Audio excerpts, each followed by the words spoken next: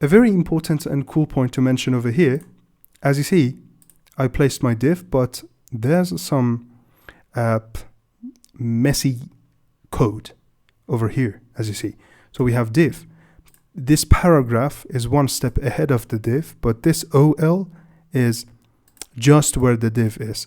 So in order to make that clean, what Visual Studio Code offers is Alt-Shift-F.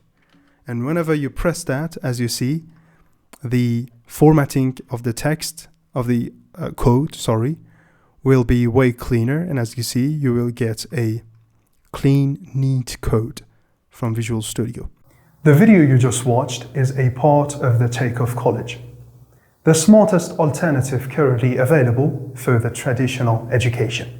If you are looking for improving your real-world skills with project-oriented courses, or if you are looking to increase the value of your time on a daily basis as either an employee or a business owner, for over 15 courses bundle plus our over 50 upcoming courses and all the updates, plus individual certificates of completion for each course, obtain your lifetime access today, paying our one-time fee with a great discount inside www.thetakeoffcollege.com. Learn more in order to earn more. It's always been like that. See you inside the program.